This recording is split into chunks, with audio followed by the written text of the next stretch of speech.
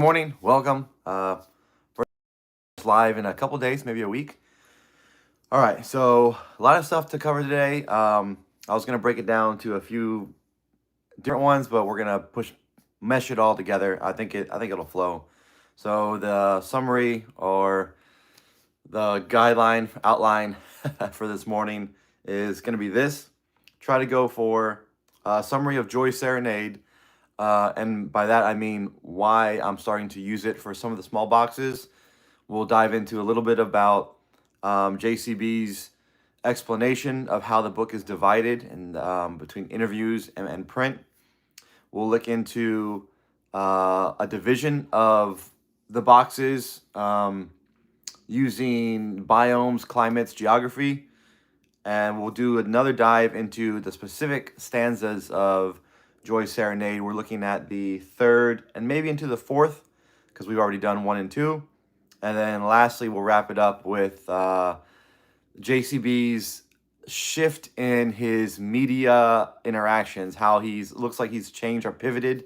Either it was an organic pivot or it was a planned next stage of his extended media rollout.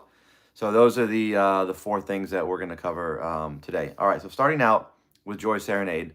I've been doing a little bit of a deeper dive into the stanzas. Some people have been asking, hey, it looks like, you yourself, Froggy, have said in different videos that all you need for each small box is in the chapter. What made you pivot? What's making you draw outside of the small subchapters into the whole book? All right, so I'm going to kind of explain my logic and reasoning behind that and see if it makes any sense. All right, so we're going to go along beginning to end for the book, starting at page 16. So if you have your book or if you're watching this video later, because after the live ends, I'm gonna upload it, so it'll be available for anyone, so you can watch it at your own leisure. So we're page 16, all right, when he talks about how to read this book. All right, so it's important to follow his instructions for how to read it. So he talks about primarily, right? There's a lot of emphasis being placed on this word for primarily. All right, so I didn't want to mark my book with a pen, so I didn't put it in there. Okay, here we go. So the very last paragraph, last chapter. And remember, the 4 chapters in part 2 of this book contain primarily all you need to discover the location of the other 4 treasure boxes. All right, so if you're reading the book like JCB has instructed you to, if you hadn't watched any interviews, if all you know of this book is the introduction so far, you would think to yourself, I think it's a logical conclusion to get, that, hey, like he said, the 4 subchapters in the back, that'll contain most of what I need for the book. But there could be other clues elsewhere in the book. So that's kind of the premise that I think he wants us to operate on in the beginning. And then it goes on, when you get to the introduction for part 2, then he says, so again, it's all about building, I think. It's all about building a solve, building instructions. So now we're looking at page 201. And page 201, again, we're looking at the last paragraph. All right, so up until now, the bulk of this book has been inspired and directed by stories, okay? But, so there's a pivot, but these next 4 chapters diverge from that structure to varying degree. All right, then I've talked about this. He talks about the 5, puzzles, riddles, games. In this spirit, I've taken creative license to have some fun, which that's something that I've picked up on. Fun, have a laugh, smile, along with joy. I'm now starting to believe that there might be a humorous element. He's made some humorous quips or whatever in the writing. But now I'm looking for, in each of the boxes, I'm looking for a strain or a line of following that's a little bit funny, a wink, if you will. All right.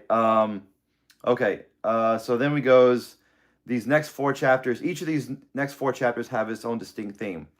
So I think that he's telling us next 4. So when those 4 end, I think it's a logical shift to go back to our way of thinking before the 4 boxes, if that makes any sense. So, right, so you're thinking, okay, primarily picking up themes, picking up clues, and then, here's the introduction to part 2. Okay, it's a shift.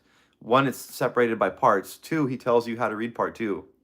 But then, do people consider Joy Serenade in part 2? if you have an ebook, mention in the comments. If you buy the chapter, an ebook specific chapter, is Joy Serenade included in there? I can't remember if it is or not. This is live, so if you have it, an ebook, and you can let me know if the Joy Serenade is included in each ebook. Because I mean, I think that's something to pick up on. Whether you look at Joy Serenade with the same eyes that you look at the beginning of the book. So now I wanted to dive back into the word primarily. All right, so primarily, if you Google the word, look it up in a dictionary. For the most part, mainly. So again, that's not exclusive. That's not exact, and he's used those words before. It is only in the Lion's Share ebook. Okay, so good. So that's a confirmation that you should look at Joy Serenade with the same eyes that you look at any other chapter, right? Okay, so we talk about primarily because in the blurbs for the ebook, which again, people debate whether to take the blurbs canon or not. Hey, what's up, Sam? Thank you, Mysterious Writing, for clearing that up. If you look at the blurbs, they kind of indicate that everything you need for the smaller sub boxes are in the chapter, and both can be true, similar to a rectangle square argument, right? So the following statements can be true. Primarily, everything you need to find a small box is in the chapter, right? That can be true primarily. This statement can also be true. Joy Serenade has clues to help with a small box. I don't think there's anything in the book that would disprove that statement. Now, if he said something like, you only need the small chapters, that would disprove applying Joy Serenade. All right, so I mean, it's the argument's not rock solid. It's a little bit of I'm on a little bit shakier ground, and that's why I didn't rush to Joy Serenade right away. I wanted to kind of follow his instructions, dive into the small subchapters. But now that my mind's been churning on these 4 boxes for a while, now I think I'm ready to. I've absorbed a lot of the book. Now I can look at Joy Serenade. All right, so that's kind of a long intro for why I'm using Joy Serenade and trying to pull some stuff from there that'll help you. And there's a few other words if you read through that kind of pick up on that hint that, hey, maybe Joy Serenade is a I wrote this down. Going back to page 16, and it talks about, you'll find apply. He says apply. You'll find these treasures. Yeah, so it talks about, I should have wrote it down, but you'll find something in the book that will help you. You'll apply these themes. And it doesn't say apply to part 1, part 2. It just says apply to the book. So I think that's another argument for, hey, stuff you find in Joy Serenade can apply. All right. So that was kind of the introduction for why we're looking at Joy Serenade and why we can logically use some of the stuff in Joy Serenade to help us in other parts of the book. Okay. So still haven't narrowed down whether each stanza is specific for a box, but I don't think we need to narrow ourselves down. I don't think we need to put lines or blinders on us. I think that he's assuming what people are saying about the past and future words, which is true. I think he's proven to himself that he's more than capable of constructing a multi-layered puzzle. So I think it's all right. Thanks, Norman. I'm a little slow. I'm not a rocket scientist, so good luck if you find a box. So, all right, we're looking at the third stanza, all right? See how far to go. So, see how far to go, kind of, when you have a distance, like, see how far to go, that's a tough thing to apply to every box because the distances are going to be different from each clue, right? So, see how far to go, if I say, hey, I'm going to tell you how far to go, and then I tell you, you can't apply, if I say, okay, it's 5 miles, you can't really apply that to every single instance and every single clue. So that would lead me to believe that the introduction, see how far to go, is, well, 2 things. Either 1, it's for a specific box or line share, or 2, when he says see how far to go, it's not a distance on the ground, but more of a literary term. Either see how many layers deep to go. If he says something like, hey, 3 or 4 layers deep, that's the clue. So then that could be see how far to go. If he says like 3, then every box you look at the 3rd layer, and the 4th layer would just be misdirection. We talked about will straight edge, Occam's razor. Okay, may align at a proper point. This one's interesting with the whole alliteration play. I like alliterations in my own hunt. I use a lot of with the names. Clark for cooking, Frankie the photographer. John Jiu-Jitsu. I use a lot of the same letter, same sounds. So I'm always picking up on when he uses them in the book. And so may align at a proper point. I mean, it could just be a poetic thing. I mean, what other words could you have used for a proper point? I mean, you may align at the correct point. I mean, proper, because it only has two syllables. There's a lot of two-syllable words that you could have used to convey that point. Proper, correct, right on. I mean, there's other words that you could have used besides proper. So I think the alliteration might have something to do with it. So I started looking at just the initials PP. Is this something we're looking on? I mean, PowerPoint first came to my mind because I'm a dork, but do I think that PowerPoint is in here? I mean, we already know Excel. Everyone's using Excel, so now we have to use PowerPoint. Maybe this whole book is sponsored by the Microsoft suite. No, I don't think we use PowerPoint. Power plant, and that's really industrial. I don't think any of these are going to be in an industrial area, and I'll talk about that a little bit later. But what else is PP? There could be a peak that starts with the name P. I mean, Pi Pika, that's PP. I mean, maybe they already have this box. Never despair, never doubt. This is no imaginary wonderland. So following along the lines of trace of a baton like a butterfly, will straight edge, Occam's razor, this is no imaginary wonderland made me think of Alice in Wonderland. All right, famous historical figures and famous literary works of art are fair game as far as references and clues outside the book. What evidence do I have to support that? Not a lot, really. Other than it's just something that I think would be common. So now, how do we apply? How far to go? Occam's razor, PP, and Alice in Wonderland. How do we apply that? Now look. So interesting enough, I missed this on my first two pass-throughs, I think. But now look is the exact same words that are in the AT map, which again leads me to believe that these stanzas are specific to certain of the subchapters. Yeah, now look is right by, where is it at? Page 230. Okay, so my correction, it's not now look, but it says look. So page 230, looking at the magnifying glass, all right? Look. So I don't see the word now on there. It says, go fetch, look, around, and begin here. Those are the words that are around that. So this is another thing to me that leads me to believe toward that this stanza is for an AT. If he says not to wing it, have a good idea. Snow's thing. Yeah, I mean, as far as the difference between when you go boots on the ground, and this is a good topic we can get into, I guess, for a little bit. With 5 boxes spread out, if you want to have any kind of, if your resources are limited, I'll say it that way, and you want to stay in the hunt for a long term, like at a poker table, I don't want to go all out of the table in the first couple of hands, right? I want to stay in the game for the long term. So I've got to conserve my resources, and only go in when I have a strong hand, right? That's a good analogy. So none of my hands for any of these boxes, I mean, I don't even think I have a face card, right? I mean, for some of these boxes, I may be looking at like 7, 8 suited. Maybe I've got, a pair of 9s in some of them, but I wouldn't consider myself having a face card with any of these boxes. And that's why I'm not really going boots on the ground yet. It's just a waste of resources for me.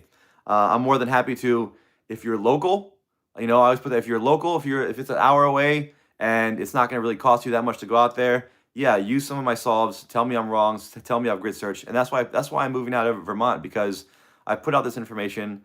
The locals have been there for weeks, and they've said, "Bro, there's nothing there. Like, we've searched and searched and searched." And I mean, it's trust, right? I mean, they could be misleading, but I'm gonna trust that you're motivated by money. You want money like I want money, and so you're gonna do a good job grid searching. So I'm gonna look somewhere else. That's why I'm going to Virginia. Not today, because if you look out the window, there's like 6 inches, and it's still coming down. But Virginia is only about 2.5 hours away from me, the spot that I'm looking at. So that's not really a big thing for me to do. I've got a couple days off work. I can camp out there. I can get a cabin. We can make it a fun thing. So yeah, I'm looking at Virginia, and I'm gonna go next week as long as this snow clears up. But my solves for Colorado, my solves for California. Now the Boreal Forest is a new one popping up. The Mojave, Arkansas. Those are all like really. I don't really have any reason to be down there, and they're kind of far for me to get to. And like I said, I don't have a face card in my hand. So it's all about money, man. Money, money, money. Um, yeah, yeah. So again, yeah, I wouldn't if I had it. Yeah, that's a good point, Norman. I wouldn't go if I'd have it. I mean, pretty narrowed down. And I said I've got a point narrowed down in Virginia. It'll only take me a couple hours. I'll know if I'm right or wrong. And if I'm wrong, I mean, Skyline Drive is beautiful. Virginia is a beautiful state. Virginia's for lovers. It's their motto. So nothing really lost out there, which I think is a good point for the whole book, right? Actually, this is good. I'm glad we got into this. If you find yourself, if your solve is leading you to like an industrial area or like behind a neighborhood, or like just like, I mean, no offense to America, but just like a really boring, plain spot, I think you might be in the wrong area. I think that when JCB sat down and looked at his, plotted out his 5 spots, he's been traveling a lot for America for the fen hunt and for, just traveling. He likes to travel. He went cross country a few times. Now he's West Coast. He grew up on the East Coast. He was in Washington. So he has a good idea for the beautiful landscapes America has to offer. And I think that when the solves 5, 10, 15, 20, however many years it takes for all these boxes to come out, he's going to be known and judged in the likes of history for how well his hunt was and where the locations were. Right? It's gonna go down same way people talk about. I don't even want to get into that, but yeah, exactly right. It's gonna be somewhere he found joy. So I think that's a good point to keep in mind. That hey, when you're looking for your spots, if your solve should be in an area that you're hiking out and you're like, wow. And that's why I like people that have been boots on the ground and they've shared the location. So far, almost every picture that's been shared in the Discord, it's been a nice spot. I mean, Joe out in California, Dr. Krypton that was down in, in the desert. We've got some people that went boots on the grounds in some of the forests in Ohio. Like all the pictures have been really good. Everyone looking for the Pokemon box. I mean, they're really good photos, which I think is, I mean, their solve is in a decent area, are credible. Okay, going back to Joyce Serenade. All right, so the way I've marked it down is the first stanza. I think all of them can apply to the lion's share, but each stanza can also apply to certain boxes. So the first stanza, I'm picking up really notes of Forrest Fenn. The second and the third stanza, which makes me a little nervous to have 2 in a row, but I'm picking up AT boxes with the conductor, the trace of a baton like a butterfly, the coda, using Will straight edge. I mean, maps need distance. That's one of the big things. I mean, you need a scale, you need distance for a map to work, because or else, I mean, it just doesn't work. So having that, and then the ending with now look, makes me believe that the second and third stanzas apply to the AT. So looking at the fourth stanza, I was really nervous. I'm like, man, if the fourth stanza also I can see the AT, it's my own bias. I'm lost. I need to start over again. But the fourth chapter, I started picking up notes of Forrest Fenn and the Pokebox. All right, so we'll look into it. You can take your own path.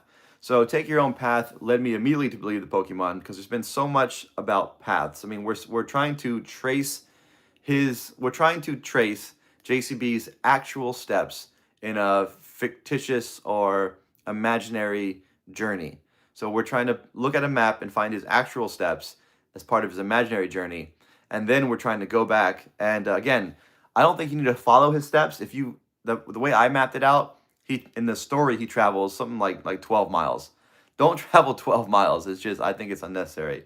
I think you're supposed to armchair, find his path, find where his path ends, and then just go straight to the end. I mean, why? I guess if you want to follow along, you could. And I believe that he did it. I believe when he was looking for the spots, the exact final spot to hide, I think he followed that exact same path and walked 12 miles. I don't think we need to. Okay, so anyways, you can take your own path, and X leads the way. So, interesting enough with the other, okay, so listen to this. With the other chapters, don't you think the poem would have been included with the ebook chapters is important?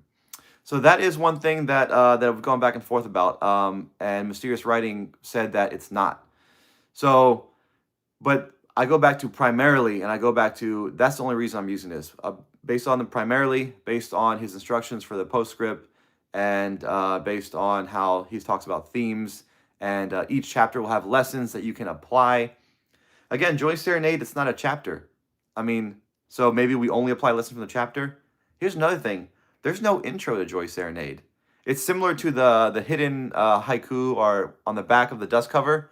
Hope everyone has, it's not a spoiler, everybody knows about that. But there's no intro. There's an intro to part 1, intro to part 2, introduction. Each chapter has an intro. Each chapter has an outro where it kind of leads into the next chapter. But Joy Serenade, there's nothing. Even the There's More Treasures. Even that has a little bit of an intro. The title, see more of our treasure items, or some more of our treasure items, right? That's a title. But for Joy Serenade, it just says Joy Serenade, unless Joy Serenade is the instructions, which I don't know how that would work. But I would just, Ed, I guess I'm leaning toward I'd rather use it than not have it. I'd rather just consume as much information, which it could be dangerous, right? I mean, it could be I'm just fuzzying my own thoughts with it. I have waited a couple weeks to get into it, but, and again, if these don't pan out, or if nothing happens in a couple weeks with it, then I'll probably discard it. I really want that first box to be found so we can know. If the first box is found and nothing from Joy Serenade applied, then I think we can drop it. I think it's safe bets to drop it. But for now, I'd rather cover it. I'd rather have it. I'd rather have it and not need it than need it and not have it, I guess. All right. Okay, here's what I'm talking about. The next leads the way. That's what I was getting to.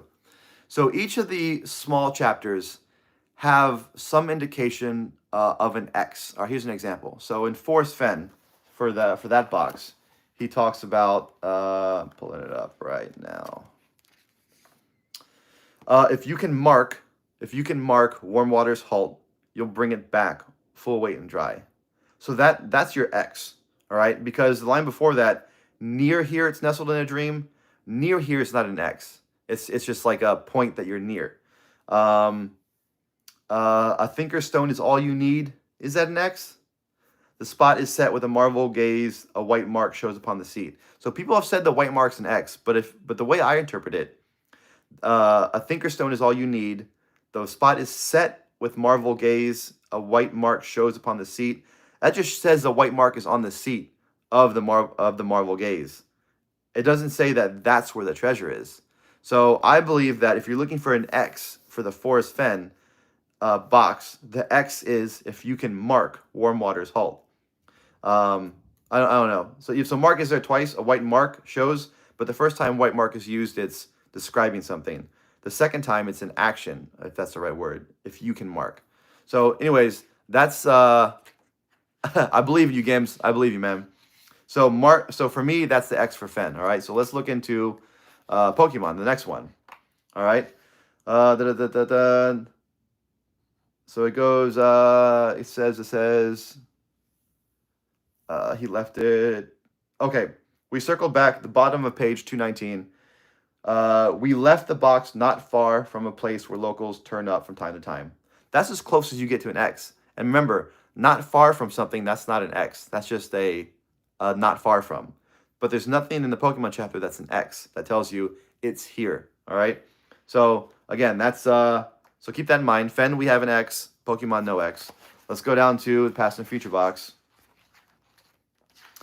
So for this one, you need the cryptogram solved, which I have solved, but I didn't carry it with me because I didn't think I'd be going down this road.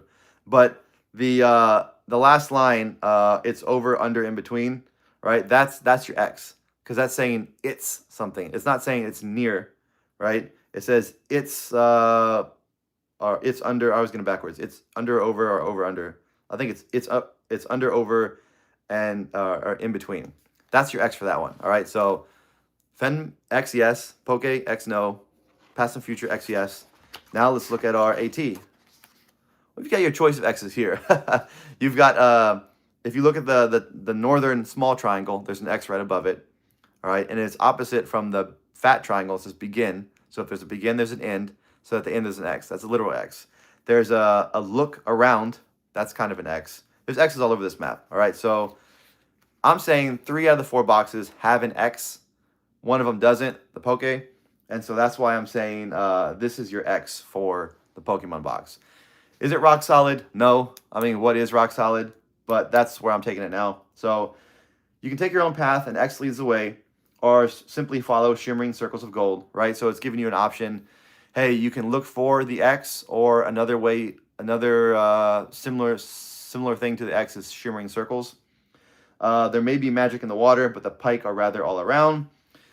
As far as boxes that have water, so all right, so remember recently in a lot of interviews, JCB has been saying, you know, the box is not in water. You don't need to, he's been cautioning you around water, right?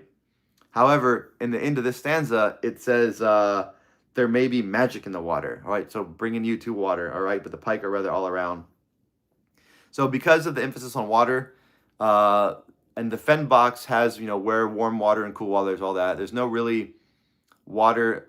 There's a bunch of water found in the past and future box, but none of the clues have like directly led to water. And there's hardly any water on the AT map. It's not indicated. So I'm saying that because of the water mentioned, it's probably in the Pokemon box. All right, so that's 3 things: path, X, water, that lead me to the Pokemon box. 3 is more than enough for this half-cocked journey of logic that we're going down. So that's why I put that in. Now that we've assigned a chapter, how does it help us? How do we apply?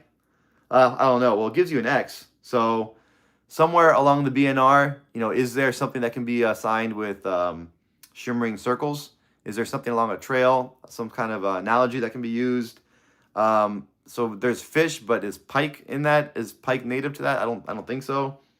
Magic. I mean, is there some lore? Is there some native legends about anything mysterious or magical going on? I don't know. I just kind of came across this yesterday, the day before. I haven't really dove into it yet. But that's the end of the Joy Serenade breakdown for today. Going into the 3rd and 4th, I think.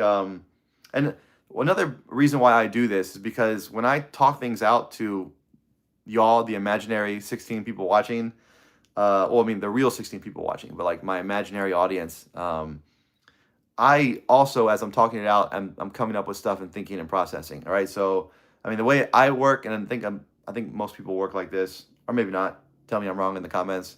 But you know, you read something, that's one way to process it. You know, you write it down, that's another way to process it. And then when you speak it out, either explaining to someone or telling someone about it, that's a third way to process it. And you can also listen. So you listening to me would be one way to process it. And again, we all have to make our own judgment. I know you're Ed. I know you're real. And we all have to make our own judgment to try to have the best sources of input, you know, the most reliable. And so I appreciate you entrusting me that I'm not just purposely misleading you. But I think, and I'm not the only one. I mean, there's other people that have good takes on stuff. And I encourage you to listen to them as much as you can. Because again, it comes down to more information that you can come in and process. But I realize not everybody's like that. There are people that like to work alone, no Discord, pen and paper, me and 1 or 2 friends. And that's how they work, because they wanna pick and choose their own trails to go down, and anything else would be distracting for them. And I totally get that, because not everybody's brain works the same way, right? So I'm just saying, I think it's good that you read the book. I think it's good that you write down, take notes.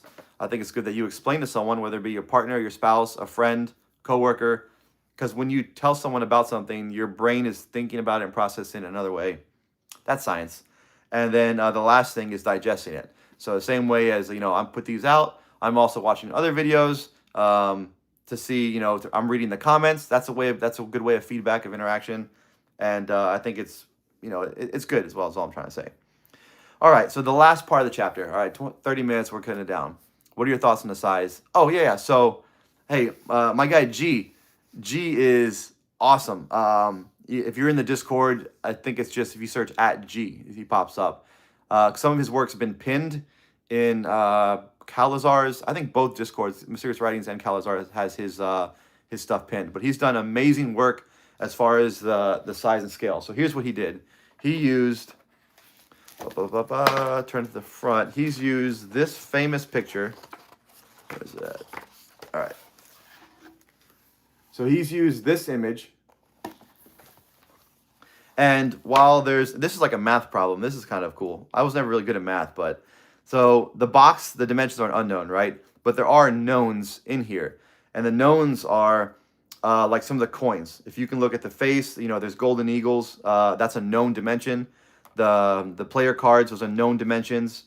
Um, the Pokemon card is a known dimension. So he's used several known dimensions and photo manipulated them to put them aside the box to get an unknown. He's also, in the beginning, and Seth Gold has since recently released um, images on Instagram where he's holding parts of the box, and you can look at hand sizes and you can look at tools in the background. So G's done some amazing work and put up.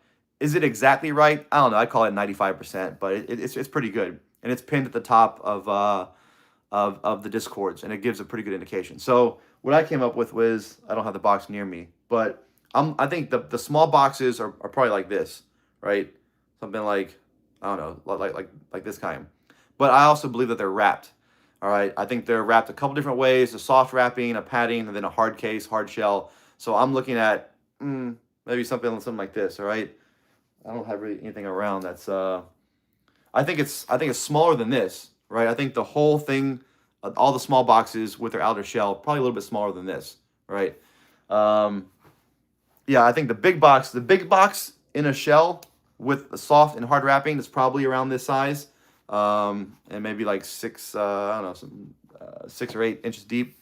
But that's what I'm looking for. Okay, so yeah, if you have more questions, you can just ask out. But yeah, G's a great guy. He's done some great work on size analysis and stuff like that. Okay, going back to the Boreal forest. I just discovered this the other day, and I hope I'm saying that right. But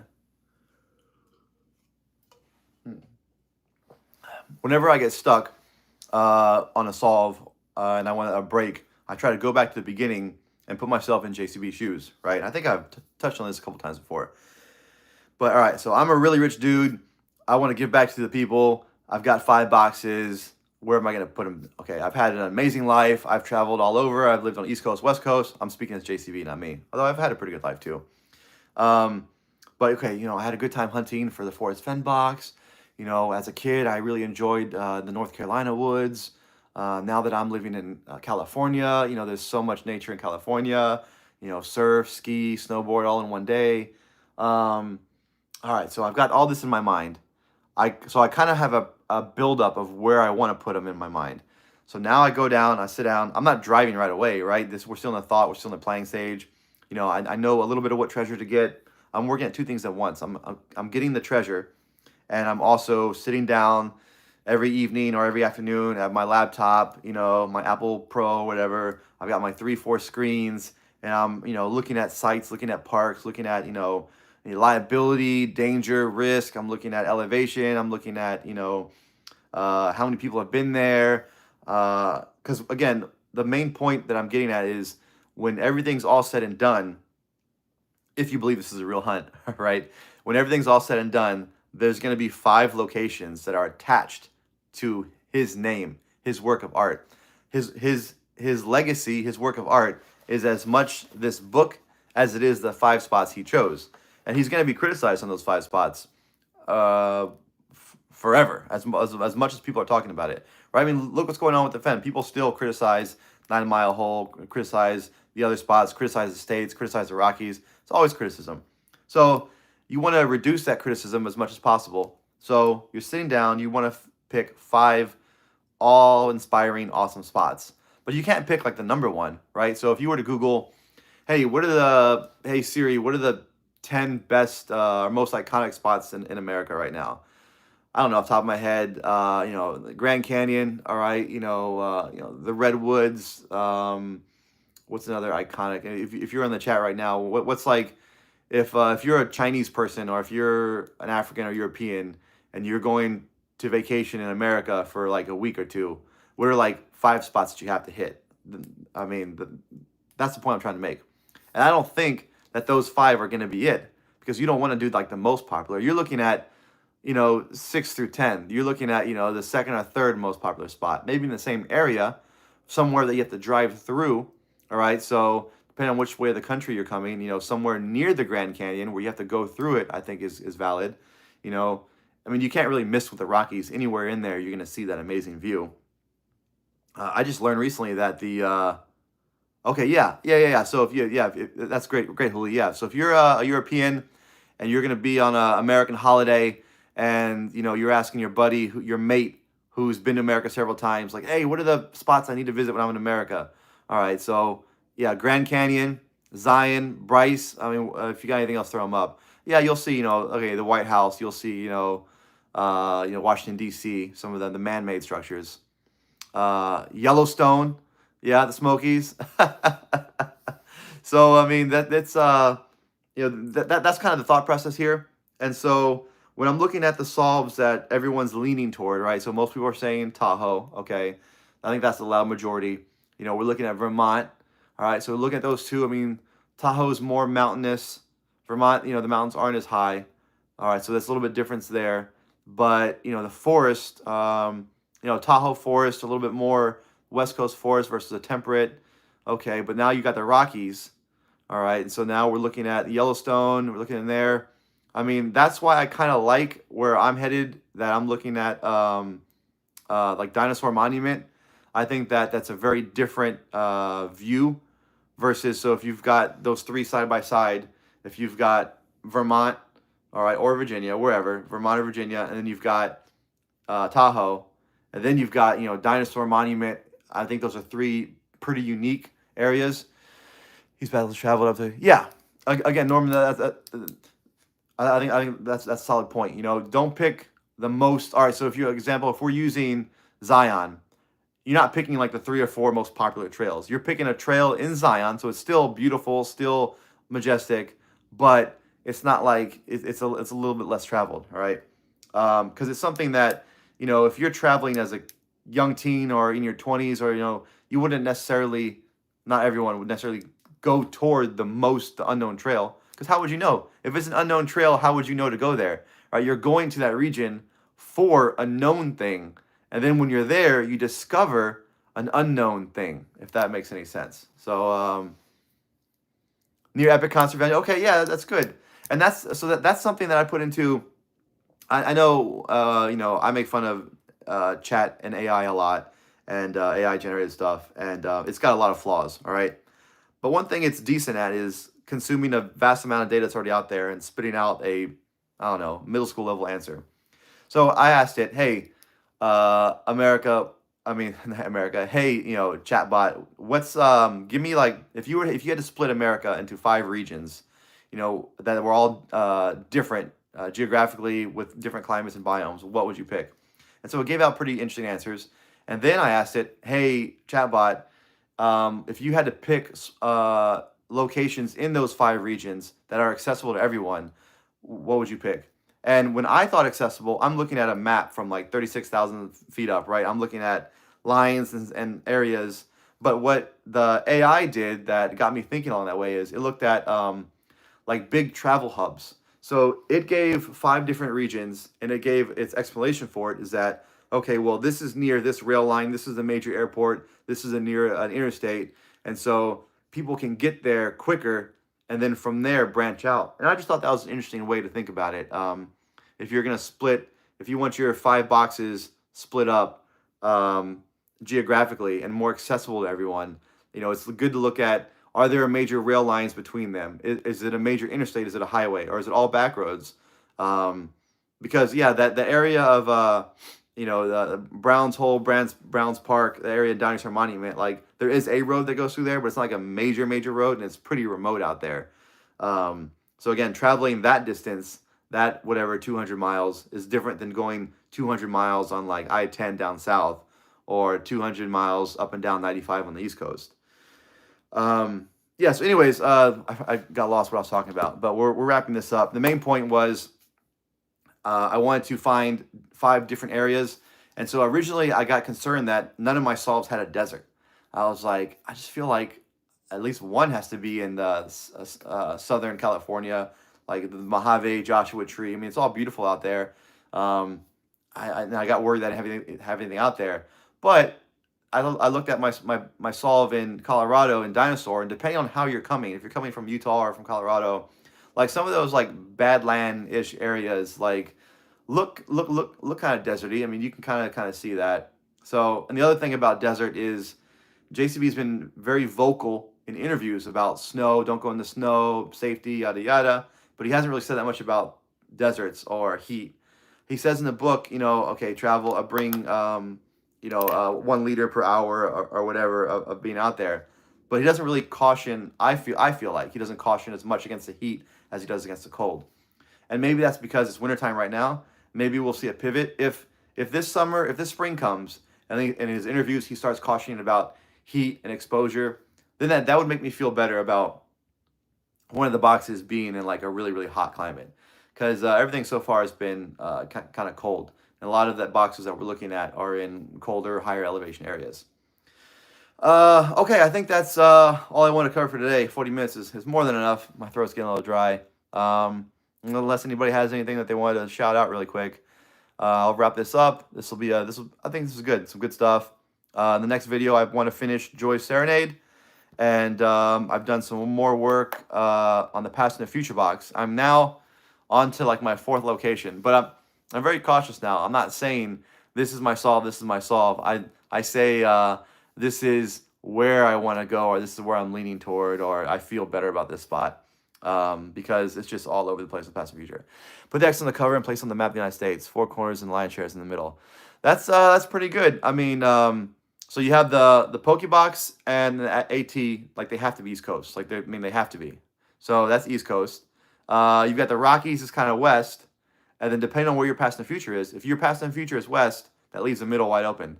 If your Past and the Future is Midwest, then that kind of lion's share would kind of point toward the Southwest, if that makes sense on a map. But I don't know. I think that's pretty good. I think that a big X on the United States would fit pretty well with the theme of everything. All right, thanks for watching. Appreciate it. See you guys later. Bye.